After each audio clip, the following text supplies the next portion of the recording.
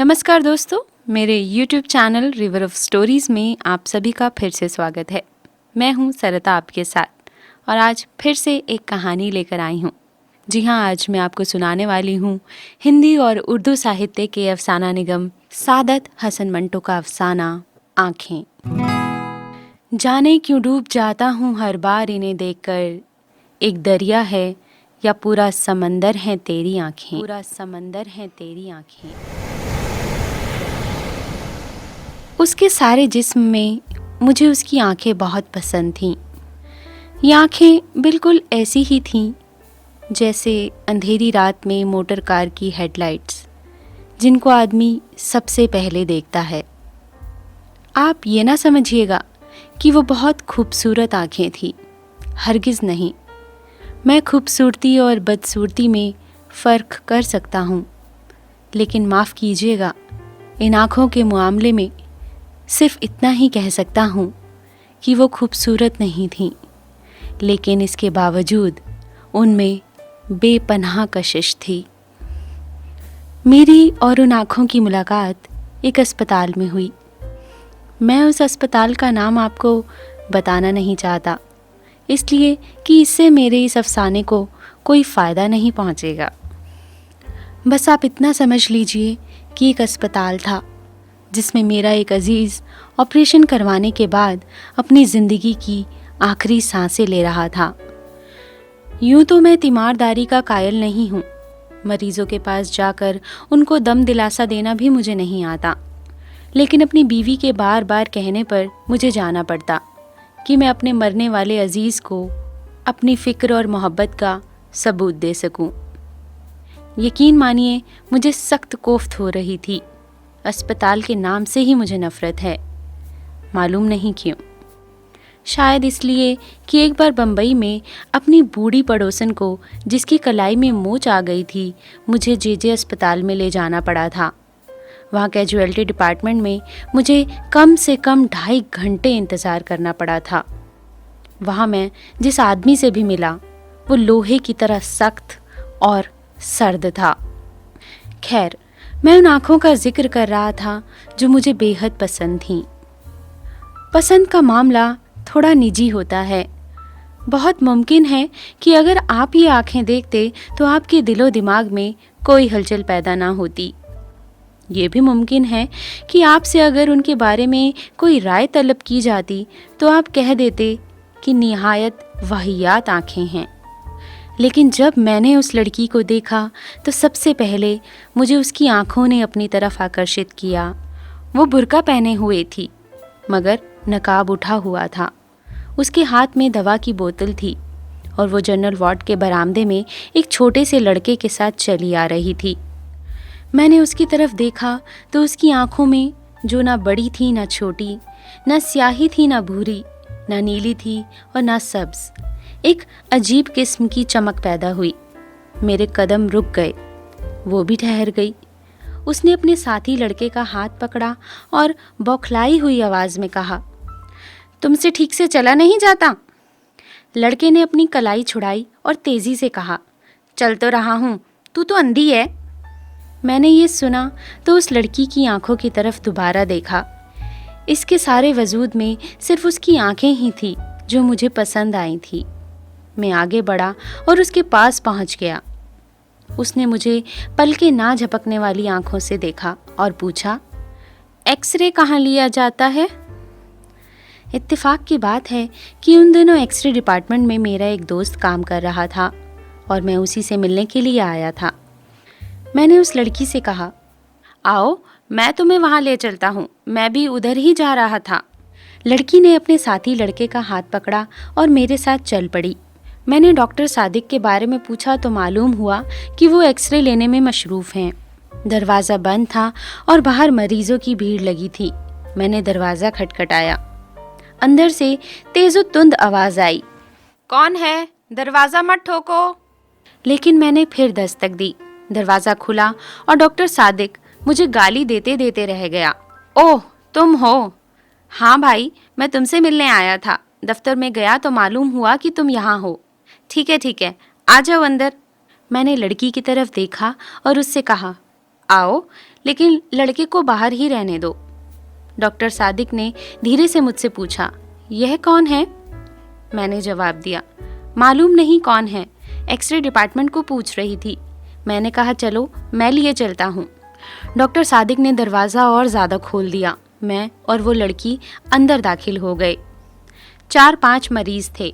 Doctor Sadiq ने जल्दी जल्दी उनकी स्क्रीनिंग की और उन्हें रुखसत किया। इसके बाद कमरे में हम सिर्फ 2 रह गए, मैं और वो लड़की।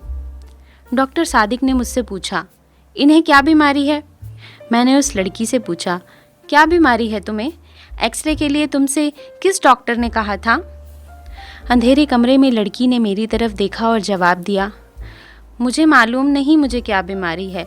हमारे मोहल्ले के एक डॉक्टर ने कहा था कि एक्सरा करा लो। डॉक्टर सादिक ने इससे कहा कि मशीन की तरफ आए। वो आगे बढ़ी और बड़े ज़ोर के साथ उससे टकरा गई। डॉक्टर ने तेज़ लहजे में उससे कहा, क्या तुम्हें सुझाई नहीं देता? लड़की खामोश रही। डॉक्टर ने उसका बुर्का उतारा और स्क्रीन के पीछे खड़ा कर दिया। फिर उसने स्विच ऑन किया। मैंने शीशे में देखा तो मुझे उसकी पसलियां नजर आई। उसका दिल भी एक कोने में काले से धब्बे की सूरत में धड़क रहा था। डॉक्टर सादिक 5-6 मिनट तक उसकी पसलियों और हड्डियों को देखता रहा। इसके बाद उसने स्विच ऑफ कर दिया और रोशनी करके मुझसे मुखातिब हुए, छाती तो इनकी बिल्कुल साफ है। लड़की ने मालूम नहीं क्या समझा कि अपने दुपट्टे को दुरुस्त करने लगी और बुर्का ढूंढने लगी। बुर्का एक कोने में मेज़ पर पड़ा था। मैंने बढ़कर उसे उठाया और उसके हवाले कर दिया। डॉक्टर सादिक ने रिपोर्ट लिखी और इससे पूछा कि तुम्हारा नाम क्या है?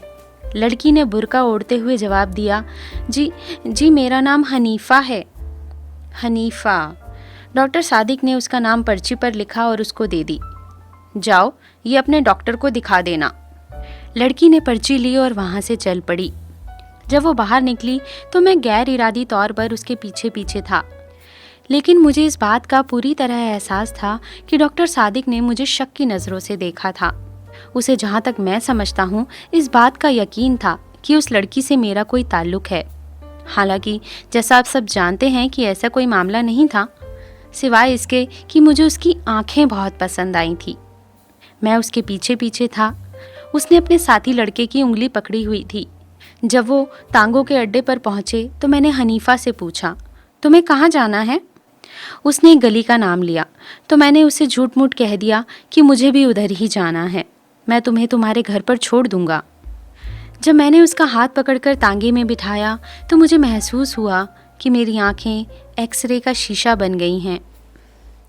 मुझे उसका गोश्त पोस्ट दिखाई नहीं देता था, सिर्फ ढांचा नज़र आता था, लेकिन उसकी आंखें वो बिल्कुल साबित व सालिम थी, जिनमें बेपनाह कशिश थी। मेरा जी चाहता था कि इसके साथ बैठूं, लेकिन ये सोचकर कि कोई देख लेगा, मैंने उसके साथी लड़के को उसके साथ बिठा दिया और मैं अगली सीट पर बैठ गया। फिर बड़ी हिम्मत करके मैंने कहा, मैं सादत हसन मंटो हूँ। मंटो? ये मंटो क्या हुआ? कश्मीरियों की एक जात है। अच्छा, हम भी कश्मीरी हैं, हम किंगवाए हैं। मैंने मुड़कर इससे कहा, ये तो बहुत ऊंची जात है। वो मुस्कुराई और उसकी आंखें और ज़्यादा पुरकशिश हो गईं। मैंने अपनी ज़िंदगी में बेशुमार खूबसूरत आंखें देखी थी, लेकिन वो आंखें जो हनीफ़ा के चेहरे पर थी बेहद पुरकशिश थीं। मालूम नहीं उनमें क्या चीज़ थी जो कशिश से भरी थी। मैं पहले भी अर्ज़ कर चुका हूँ कि वो बिल्कुल खूबसूरत नहीं थी, लेकिन इसके बावजूद मेरे दिल में उतरती जा रही थी। मैंने थोड़ी हिम्मत से काम लिया और उसके बालों की एक लट जो उसके माथे पर लटक कर उसकी एक आँख को ढक रही थी, उंगली से उठाया और उसके सिर पर चिपका दी। पर इससे उसने बुरा नहीं माना। मैंने फिर और हिम्मत की और उसका हाथ अपने हाथ में ले लिया। इस पर भी उसने कोई आपत्ति जाहिर नहीं की और अपने साथी लड़के से मुखातिब हुई, मेरा हाथ क्यों दबा रहे हो? मैंने फ़ौरन उसका हाथ छोड़ दिया और लड़के से पूछा कि तुम्हारा मकान कहाँ है? लड़के ने हाथ का इशारा किया, इस बाज़ार में। तांगे ने उधर का रुख किया। बाज़ार में बहुत भीड़ थी, ट्रैफिक भी रोज़ से ज़्यादा था।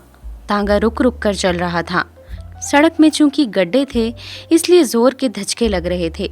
बार बार उसका सर मेरे कंधों से टकराता था और मेरा जी चाहता था कि मैं उसका हाथ पकड़कर अपने घुटनों पर रख लूं और उसकी आंखों में देखता रहूं। थोड़ी देर बाद उनका घर आ गया। लड़के ने तांगे वाले से रुकने को कहा। जब तांगा रुका तो वो नीचे उतरा। हनीफा बैठी रही। मैंने उससे कहा कि तुम्हारा घर आ गया है। हनीफा ने मुड़कर मेरी तरफ अजीबोगरीब आंखों से देखा। बदरू कहाँ है?